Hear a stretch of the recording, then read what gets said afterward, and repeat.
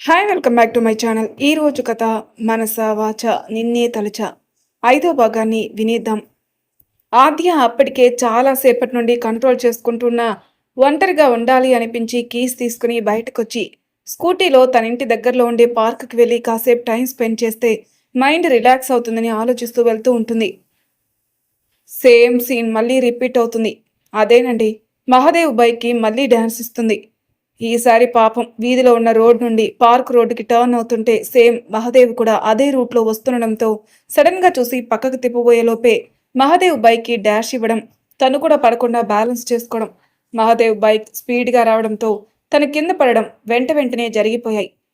Show, వీడేంటి ప్రతిసారి నా బైక్ కిందే పడాలని ఏమైనా మొక్కుకున్నాడా అని అసహనంగా స్కూటీ స్టాండ్ వేసి మహదేవ్ ఎదురుగా నిలబడేసరికి హెల్ప్ చేయడానికి వచ్చిందేమో అనుకుని చెయ్యేస్తాడు. కానీ పాప అసలే తిక్కలో ఉండడంతో మీరసలు నిజంగానే పోలీసా లేకపోతే పొరికినా, ఎప్పుడు చూడు నాకే అడ్డొచ్చి ఇలా పడతారు అని అడిగేసరికి అప్పటి వరకు ఏదో ఫస్ట్ లుక్లోనే తన మనసు దోచిన అమ్మాయిలా చూసినా సైలెంట్గా ఉన్నా కూడా ఇప్పుడు తను ఎంతో కష్టపడి సంపాదించిన జాబ్ గురించి అంటుంటే కోపంగా పైకి లేచి, హలో, రాంగ్ రూట్లో వచ్చింది నువ్వు, నన్ను కింద పడేసింది నువ్వు. ఫస్ట్ టైం కాబట్టి ఏదో పెద్దావిడ ఉందని వదిలేశా, సెకండ్ టైం అస్సలు వదలను. ఫస్ట్ నీ బైక్ డాక్యుమెంట్స్, డ్రైవింగ్ లైసెన్స్ తీ అని పోలీస్ క్యారెక్టర్లోకి వెళ్లడంతో అప్పటి వరకు తన వల్లే నానమ్మ నన్ను తిట్టిందని ఫ్రస్ట్రేట్ అవుతున్న ఆద్యకి ఇప్పుడు తనలో పోలీస్ ఆఫీసర్ కనిపించగానే ఒక్కసారి డాష్ ఇచ్చినందుకే ఇంట్లో నా మీద దండయాత్ర మొదలుపెట్టింది మా నానమ్మ. ఇప్పుడు ఈ పోలీసోడు కేసు అంటూ స్టేషన్ చుట్టూ తిప్పితే అమ్మో, అంతవరకు రాకుండా చూసుకోవాలని మార్నింగ్ జరిగిన దానికే ఇంకా తిడుతుంది మా నానమ్మ. ఇప్పుడు మళ్ళీ మీరు ఎటువంటి యాక్షన్ తీసుకోవద్దు పోలీస్ అన్నా అనింది. హే మెంటల్ అని చాలా సీరియస్ కానీ అన్నా ఏంటి అన్నా, తొక్కలో వరుసలు కలుపుకో అని చెప్పేసరికి ఏడుపు మొహం పెట్టుకొని మీరు కూడా నన్నే తిడుతున్నారు అనేసరికి మహాదేవ్ మనసులో తిట్టక ముద్దు పెట్టుకోవాలా రాక్షసి, నేను ఇంకా నీతో లైఫ్ జర్నీ ఎలా ఉంటుందో అని ఇమాజినేషన్లో ఉంటే అన్నా అని నన్ను నీకు అన్నని చేద్దాం అనుకుంటావా అని ఒక ఇన్నర్ డైలాగ్ వేసుకుని పైకి మాత్రం గంభీరంగా ఉంటాడు. ఆద్యకి తన నానమ్మ అన్న మాటలకే బాధతో బయటకొస్తే ఇప్పుడు ఈ మహాదేవ్ కూడా తనపై కోపడేసరికి బాధ అనిపించింది ఆద్యకి. తన వారెవరైనా కొంచెం సీరియస్ అయినా తీసుకోలేంది ఆద్య. మహాదేవ్ని చూడగానే ఎందుకో పాజిటివ్ ఫీల్ కలిగింది ఆద్యకి. తన వల్ల పొరపాటు జరిగినా కూడా వాళ్ళకి హెల్ప్ చేశాడు, ఇంటి వరకు లిఫ్ట్ ఇచ్చాడు, ఆల్రెడీ ఫ్రెండ్ అని కూడా అనుకుంది కదా. ఇప్పుడు తన ఆలోచనలు అసలు మెంటల్ అని ఎందుకన్నాడని బాగా ఆలోచించగా తనకు అర్థమైంది అన్నా అన్నందుకు అని కోపమని. తననే మళ్ళీ కలవడం ఆశ్చర్యంగా అనిపించినా మళ్ళీ తన వల్ల ఏమైనా దెబ్బ తగిలిందేమని చేతుల్లోని కళ్ళతోని స్కాన్ చేసి ఎక్కడా దెబ్బలు తగలలేదని గుర్తొచ్చి సారీ సార్, అది పొరపాటున చేశాను అనేసరికి మహాదేవ్ కూడా కోపం తగ్గించుకుని సారీ, నీ మీద అరవకుండా ఉండాల్సింది, సారీ యాక్సెప్టెడ్ అని చిన్నగా నవ్వుతూ ఫ్రెండ్స్ అంటూ హ్యాండ్ ముందుకు చాపేసరికి మహాదేవ్ కూడా చిన్నగా నవ్వుతూ ఫ్రెండ్స్ అంటూ షేక్ హ్యాండ్ ఇచ్చాడు. అమూల్య 10 నిమిషాల పాటు తన నాన్నమ్మకి మసాజ్ చేసి కొంచెం నయమైంది, కాసేపు పడుకుంటే అదే సర్దుకుంటుందిలే అమ్మో, నువ్వు వెళ్ళు అనగాని సరే నానమ్మ అంటూ తన రూమ్కి వెళ్ళింది. ఆద్య బయటికి వెళ్ళినట్లు తెలియదు కాబట్టి తన రూమ్లో ఉంటుందనుకుంది. రూమ్కి వెళ్ళి బెడ్ మీద కూర్చుని ఇప్పుడు వాళ్ళు వస్తే మళ్ళీ పెళ్లి గురించి మాట్లాడితే రాహుల్ అనే ఆ పేరు తలుచుకోవడానికే భయపడుతూ వాడు ఎంత వెదవో నానమ్మకి ఎలా చెప్పాలి, చెప్తే నమ్ముతుందా అసలు, సొంత కూతురు మనవడు మాటలు నమ్మి నా మాటలు కొట్టిపరేస్తుంది. అత్తయ్య మంచిదే అయినా ఆ రాహుల్ బయట ఎలా ఉంటాడో వీళ్ళకి తెలియదు కదా. వాడి గురించి తెలిసిన తర్వాతే డాడీ పెళ్లి ప్రస్తావన నా దగ్గర తేవద్దని ఖచ్చితంగా చెప్పేశారు అత్తయ్యతో. ఇప్పుడు వాళ్ళు ఇక్కడికి రావడం కూడా రాహుల్ ప్లాన్ అయ్యి ఉంటుందా అంటే వాడి టార్చర్ ఇప్పుడు నాతో పాటు ఆద్య కూడా ఫేస్ చేయాల్సిందేనా. నాన్నమ్మతో దీని గురించి మాట్లాడాలి, కుదిరితే వాళ్ళని ఇంటికి రాకముందే నాన్నమ్మకి ఏదో చెప్పి ఒప్పించాలి. అసలు ఇన్నేళ్ళు వాడు సైలెంట్గా ఉన్నాడంటే మర్చిపోయాడనుకున్నాను, కానీ సడన్గా నేను అజిత్ని కలిసిన రోజే కాల్ చేసి ఇక్కడికి వస్తున్నామని చెప్పారంటే ఇవన్నీ ఆలోచించి అమూల్యకి తలనొప్పి వస్తుంది. అయిన వాళ్ళే అయినా తనకి నచ్చరు వాళ్ళు, వారి ప్రవర్తన బట్టి. మహాదేవ్ ఆద్యని చూసి అవును, ఇప్పుడు పార్కుకి ఎందుకు వెళ్తున్నావు, వాకింగ్కా ఆ ఫ్రెండ్ని మీట్ అవ్వడానికా. హలో, నా పర్సనాలిటీకి ఈవినింగ్ వాక్ స్టార్ట్ చేస్తే తిన్నదంతా వాకింగ్కి అరిగిపోతుంది, సో రీజన్ అది కాదు. ఇంకా ఫ్రెండ్స్ అంటే నా ఫ్రెండ్స్ అంతా వాళ్ళు బాయ్ ఫ్రెండ్స్తో బిజీ, సో మా బ్యాచ్లో సింగిల్గా ఉన్నది నేనే, నాకు బాయ్ ఫ్రెండ్ కూడా లేరు. మీ డౌట్ తీరిపోయింది కదా అనగాని నేను నిన్ను జస్ట్ ఫ్రెండ్‌ని మీట్ అవ్వడానికా అని అడిగాను ఆద్య. నువ్వు నా వర్డ్స్ తప్పుగా అర్థం చేసుకున్నావు అని ఆద్య ఫీల్ అవుతుందేమో అని చెప్తుంటే, హహ! మనం ఫ్రెండ్స్ అన్నాను కదా! సో, మన మధ్య ఏం సీక్రెట్స్ ఉండకూడదు కదా! అందుకే మీకు డౌట్ రాకముందే చెప్పేస్తున్నాను. థాంక్స్ ఆద్య. సరే నేను ఫ్రీగా ఉన్నాను. నీకు తోడుగా వస్తాను పద అనేసరికి ఐబ్రో పైకెత్తి చూస్తూ ఉంటే, ఫ్రెండ్స్ అన్నావు. నా ఫ్రెండ్‌ని ఒంటరిగా వదిలేస్తే మళ్ళీ ఎవరికైనా యాక్సిడెంట్ చేస్తుందని నా ముందు జాగ్రత్త అనుకో. ఆద్య నవ్వేస్తూ సరే పద అంటూ స్కూటీలో ఆద్య తన వెనక బైక్‌లో మహాదేవ్ పార్కుకెళ్తారు. ఈవినింగ్ కావడంతో అక్కడ వాకింగ్‌కొచ్చిన వాళ్ళు ఎక్కువగా ఉండడంతో ఒక పక్కగా ఉన్న బెంచ్ దగ్గర కూర్చొని పల్లీలు అమ్ముతున్న అబ్బాయిని పిలిచి 2 పొట్లాలు తీసుకుని మనీ కోసం చూసేసరికి తన కోపంతో బయటకొచ్చేసిందని గుర్తుకొచ్చి మహాదేవ్ వైపు చూసింది. చిన్నగా నవ్వుతూ మనీ ఇచ్చేసి, సరే నీ గురించి చెప్పు. ఎంబీఏ కంప్లీట్ అయింది అన్నావు కదా! మరి జాబ్ ట్రయల్స్ ఏం లేవా? మహాదేవ్‌ని చూసి, జాబ్ అంటే రెడీగా ఉంది. 1 వీక్‌లో జాయిన్ అవుతాను. ఈ 1 వీక్ హ్యాపీగా ఎంజాయ్ చేయాలి అనుకున్నాను. బట్ ఫస్ట్ డేనే ఇలా 2 టైమ్స్ యాక్సిడెంట్ అయింది నా వల్ల. అది కూడా మీకే. మీరింకా మంచివారు కాబట్టే వదిలేశారు. థ్యాంక్ యూ సో మచ్ అని చెప్పి, మీ గురించి చెప్పండి. ఇప్పుడు మనం ఫ్రెండ్స్ కదా అనగాని, మహాదేవ్ కూర్చున్న ప్లేస్ నుంచి పైకి లేచి, ఎదురుగా ఉన్న పావురాన్ని చూస్తూ చేతులతో కట్టుకుని, నేనొక అనాథని ఆద్య అనగానే, ఆద్య కూడా లేచి నిలబడి, వినిపించిన తను విన్నది కరెక్టో కాదో అని మళ్ళీ అడుగుతుంది. ఆద్య వైపు చూస్తూ, నువ్వు విన్నది కరెక్టే. నేనొక అనాథని అన్నాడు. ఇక్కడ అజిత్ వాళ్ళింట్లో అందరూ పకోడీ తింటూ సరదాగా మాట్లాడుకుంటూ ఉండగా పరందామయ్య గారు గుమ్మం దగ్గర నిలబడి విశ్వం గారు అని పిలవడంతో అందరూ అటువైపు తిరిగి రండి పరందామయ్య గారు అంటూ ఎదురెళ్లేసరికి అజిత్ విజయ్ తినడం పూర్తి చేసుకుని విజయ్ బయటికి అజిత్ రూమ్లోకి వెళ్ళిపోతాడు. పరందామయ్య గారికి విశ్వరూపు గారి ఊర్లో తమకున్న పొలాలు కౌలుకి ఇవ్వడంతో ప్రతి సంవత్సరం ఆ కౌలు డబ్బులు ఇవ్వడానికే వస్తూ ఉంటారు. ఈసారి కూడా అలానే డబ్బులు ఇవ్వడానికి వచ్చి విశ్వం గారు ఈ సంవత్సరం అమ్మవారికి జాతర చెయ్యాలి అనుకుంటున్నాం. మీరు చందా ఏమైనా ఇస్తారేమని అడగమని చెప్పారు సర్పంచ్ గారు. ఆయన తెచ్చిన 10 లక్షల్లో 2 లక్షలు తీసుకోండి పరందామయ్య గారు అని ఇవ్వడంతో అప్పటికే సుభద్ర గారు కాఫీ ఇవ్వడంతో తాగడం పూర్తి చేసి ఆ డబ్బు తీసుకుని సంతోషం విశ్వం గారు, మీలాంటి దాతలుంటే 5 సంవత్సరాలకి జరిపించే జాతర ప్రతి సంవత్సరం జరిపించొచ్చు అని అభినందనగా చెప్పి, సరే ఇక నేను వెళ్తాను విశ్వం గారు, వస్తానమ్మా అని సుభద్రకి చెప్పి వెళ్ళిపోతారు. ఫ్రెష్ అయి వచ్చిన అమూల్య ఫోన్ రింగ్ అవడంతో నెంబర్ చూసి ఈ టైంలో కాల్ చేస్తున్నారేంటి అనుకుంటూనే లిఫ్ట్ చేసి హలో అజిత్ సార్ అన్న పదాన్ని బయటికి రానివ్వదు.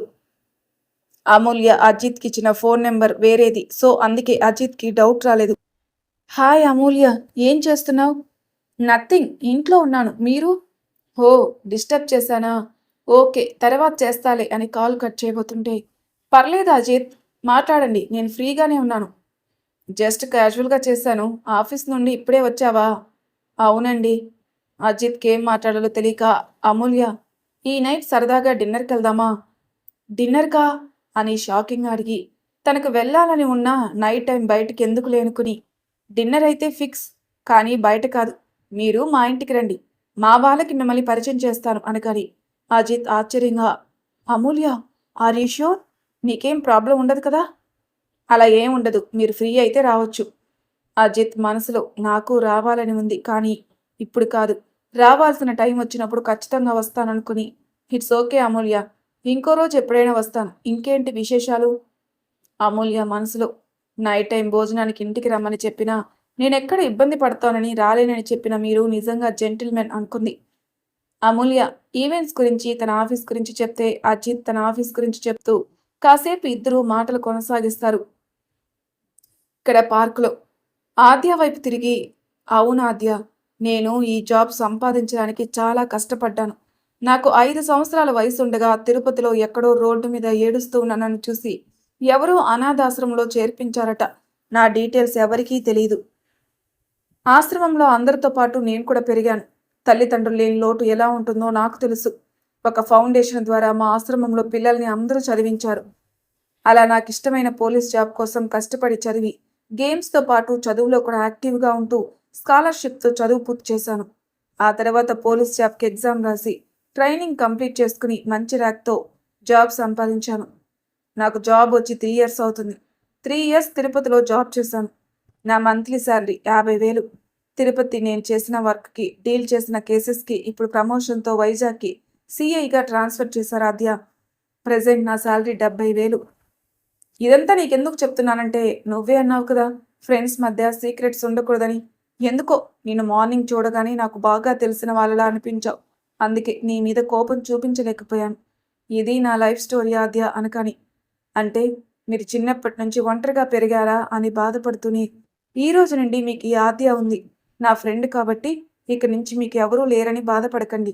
ఈ రోజు నుండి మీకు నేనున్నాను అని ఏదో ట్రాన్స్లో ఉన్నట్లు చెప్పి, సరే ఈరోజు డిన్నర్ మా ఇంట్లోనే, నాతో పాటు రండి, మా అక్కని పరిచయం చేస్తాను అని చెప్పి తన చేతిని పట్టుకుని బైక్ దగ్గరికి లాక్కొని వచ్చి నా వెనకాలే ఫాలో అయ్యి వచ్చేయండి.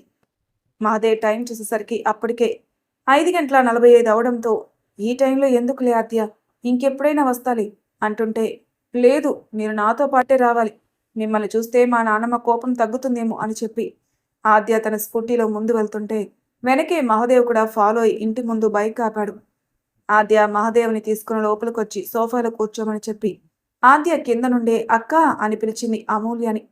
అప్పుడే అమూల్య అజిత్ కాల్ కట్ చేసి కిందికి రావడానికి డోర్ ఓపెన్ చేయడంతో చెల్లెలి అరుపుకి ఆద్య ఇంత గట్టిగా పిలుస్తుందేంటి అనుకుంటూ ఫాస్ట్గా కిందికొస్తూ సోఫాలో కూర్చునున్న మహదేవ్ ఎవరూ తెలియక ఆద్య పక్కన నిలబడి ఏంటి ఆద్య అని అడిగేసరికి, అక్క ఇతను మహదేవ్ అని నా ఫ్రెండ్, డిన్నర్కి ఇన్వైట్ చేశాను అని డైరెక్ట్గా విషయం చెప్పడంతో అమూల్యకి ఏం చేయాలో తోచక మహదేవ్ని చూసి హలో అని చిన్నగా నవ్వుతూ 1 మినిట్ అండి అని చెప్పి ఆద్యని పక్కకు తీసుకొచ్చి, ఆద్య ఏం చేస్తున్నావు అసలు? నీ ఫ్రెండ్స్ అందరూ అమ్మాయిలే అని చెప్తావు, మరి ఇప్పుడు ఏకంగా ఒక అబ్బాయిని ఫ్రెండ్ అని చెప్పి ఇంటికి డిన్నర్కి తీసుకుని వచ్చావు.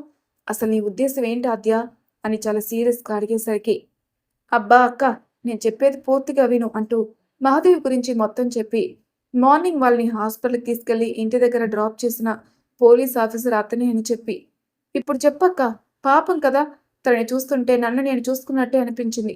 మనం కూడా అమ్మ డాడీ మనకి దూరమైనప్పుడు ఇలానే ఫీల్ అయ్యాం కదా, అందుకే తనకి ఒక ఫ్యామిలీలా మనం ఉన్నామని తీసుకుని వచ్చాను. నేను తప్పు చేశానా అక్క అని భయంగా అడిగేసరికి అమూల్య కూడా తన పేరెంట్స్ చనిపోయిన తర్వాత ఎంత ఒంటరితనం అనుభవించిందో అంతా గుర్తుకొచ్చి చెల్లెలు మహదేవ్ని ఫ్రెండ్గా మాత్రమే చూస్తుందని అర్థమై ఆద్య చెంప నిమురుతూ సరే పద అంటూ మహదేవ్ ముందుకొచ్చేసరికి తాయారమ్మ కూడా వంటలో హెల్ప్ చేద్దామని బయటకొచ్చి సోఫాలో ఉన్న మహదేవ్ని చూసి ఈ అబ్బాయి ఇప్పుడు ఎందుకు వచ్చాడో అనుకుంటూ బాగున్నావా బాబు అంటూ సోఫాలో కూర్చొని తనతో మాట్లాడుతూ ఉంటుంది. అజిత్ అమూల్యతో మాట్లాడి చాలా సంతోషంగా కిందికొచ్చి టీవీ ఆన్ చేసుకుని సాంగ్స్ వింటూ పక్కనే ఉన్న తండ్రిని చూసి డాడీ ఈ రోజు నేను అమూల్యాని మీట్ అయ్యాను అని చెప్పడంతో ఎగ్జైటెడ్గా ఏమంటున్నావు అజ్జు అని కొంచెం గట్టిగా అరిచేసరికి కిచెన్లో వంట పూర్తి చేసుకుని చేతులు చీరకొంగుతో తుడుచుకుంటూ హాల్లోకి వచ్చిన సుభద్ర గారు అలా అరుస్తారెందుకు, పక్కనే ఉన్నాడు కదా వాడు అని ఆవిడ కూడా సోఫాలో కూర్చుంటారు. వాళ్ళు ఏం మాట్లాడుకుంటున్నారో తెలియక అజిత్ సుభద్రతో చెప్దామనుకునే లోపే విశ్వరూప్ గారు విషయం చెప్తూ ఈ రోజు అజిత్ మన కోడల్ని కలిశాడు సుభా అనగాని అయోమయంగా చూస్తూ నందిని ఇక్కడ లేదు కదా అండి, తనని అజ్జు ఎలా కలిశాడు? భార్య మనసులో తన తమ్ముడు ఫోన్ చేస్తే ఆ రోజంతా తన వాళ్ళ ధ్యాసలోనే ఉంటుంది కాబట్టి కోడలంటే మేనకోడలు నందిని అనుకుంటుందని అర్థమై సుభా నేనన్నది మేనకోడలు కాదు, కోడలు అంటే అజిత్ ఇష్టపడుతున్న లెటర్ అమ్మాయి అమూల్యాని కలిశాడట. ఏమాత్రం ఆశ్చర్యం సంతోషం కనిపించకుండా అవునా అని టీవీ ఛానల్ చేంజ్ చేస్తుంది. డాడీ మీరు పొరపాటు పడ్డారు, నేను చెప్పేది లెటర్ అమ్మాయి గురించి కాదు. 3 ఇయర్స్ బ్యాక్ నేను ఒక అమ్మాయిని యాక్సిడెంట్ నుంచి సేవ్ చేశానని చెప్పాను కదా, ఆ అమ్మాయిని ఎప్పటికైనా కలుస్తానని చెప్పేవాని కదా, ఈరోజు అన్ఎక్స్పెక్టెడ్గా ఆ అమ్మాయిని కలిశాను. మరి లెటరు ఆ అమ్మాయి రాసుంటుంది అన్నావు కదా అజ్జు. అనుకున్నాను డాడ్, బట్ ఇంకా క్లియర్ చేసుకోలేదు, లెటర్ గురించి టాపిక్ రాలేదు. తన ఫోన్ నెంబర్ లెటర్లో రాసిన నెంబర్ కాదు డాడ్, అందుకే ధైర్యం చేసి అడగలేక తర్వాత ఎప్పుడైనా చెప్పొచ్చు అనుకున్నాను. మనసులో ఆ టైంలో లెటర్ సంధ్య క్రియేట్ చేసిందని పొరపాటు పడ్డాను, విద్యు చెప్పే వరకు తెలియలేదు నాకు అనుకుని మౌనంగా ఉన్న తల్లితో మామ్ నువ్వు సంతోషంగా లేవా అని అడిగేసరికి అప్పటి వరకు ఉన్న ఆలోచనలు పక్కన పెట్టి రోజు ఆ అమ్మాయి గురించి ఆలోచిస్తూ ఉండేవాడు కదా అజ్జు, నీకు కనిపించిందంటే సంతోషమే కదా అని చెప్పి సరే డిన్నర్ చేద్దాం రండి అని అప్పుడే వచ్చిన విజయ్ని చూసి నవ్వుతూ నీకు ఈ మధ్య బయట పనులు ఎక్కువైపోతున్నాయి విజ్జు, ఏంటి సంగతి? అమ్మా తల్లి, నువ్వేవేవో ఊహించుకొని నన్ను లాగద్దు. ఏదో ఫ్రెండ్ బర్త్డే పార్టీ అని పిలిస్తే వెళ్ళాను. నా డిన్నర్ అయిపోయింది. నేను వెళ్ళి పడుకుంటాను అని చెప్పి అక్కడి నుంచి వెళ్ళిపోతాడు. వీడు మారడు అనుకుంటూ ఇంకా రాని భర్త కొడుకుని చూసి భోజనానికి రండి అని పిలిచి బౌల్స్ అన్ని డైనింగ్ టేబుల్ మీద సర్ది ఇద్దరికీ వడ్డించి సుభద్ర కూడా కూర్చొని తినేసి ఎవరి రూమ్కి వాళ్ళు వెళ్ళిపోతారు. అమూల్య కిచెన్లోకి వెళ్ళి త్వరగా త్వరగా వంట పూర్తి చేసి అన్ని డైనింగ్ టేబుల్ మీద సర్దేసి ఆద్యాని పిలిచి డిన్నర్ రెడీ అయింది, అతన్ని భోజనానికి తీసుకుని రమ్మని చెప్పడంతో ఆద్య హుషారుగా వెళ్ళి మహాదేవ్ని చూసి దేవ్ డిన్నర్కి రెడీ రండి అని చేయి పట్టుకునేసరికి తాయారమ్మ వాళ్ళిద్దరి చేతిని చూస్తుంటే మహాదేవ్ చేతిని విడిపించుకుని బామ్మగారు మీరు కూడా రండి అనడంతో సరే అని ఆవిడ ముందు వెళ్ళి చైర్లో కూర్చుంటారు. మహాదేవ్ కూర్చోడానికి మొహమాట పడుతూ ఉంటే ఆద్య చొరవగా కూర్చోబెట్టి దేవ్ ఇక్కడ ఎవరో కొత్త వాళ్ళు లేరు, మీరు ఫ్రీగా ఉండండి అంటూ బామ్మకి అమూల్య వడ్డిస్తూ ఉంటే మహాదేవ్కి ఆద్య వడ్డిస్తూ మహాదేవ్ని కూడా ఫ్యామిలీలో ఒక పర్సన్లా ట్రీట్ చేసింది. తాయారమ్మకి ఎందుకో మహాదేవ్ని చూస్తుంటే తన కూతురి గుర్తుకొచ్చింది ఆ క్షణం.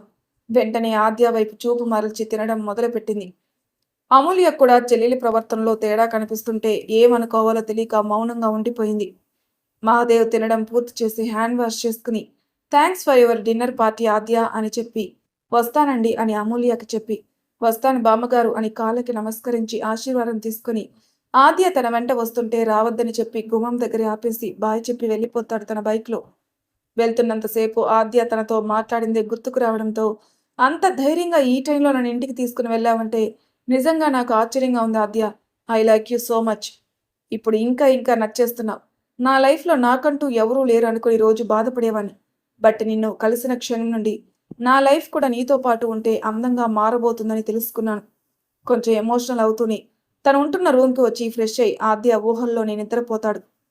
అమూల్య ఆద్య ఇద్దరు తింటుంటే తాయారమ్మ వాళ్ళకి వడ్డిస్తూ ఆద్య అని పిలవగానే తింటూనే చెప్పు నానమ్మ నీ నడువు నొప్పి తగ్గిందా అని కొంచెం భయంగానే అడిగింది.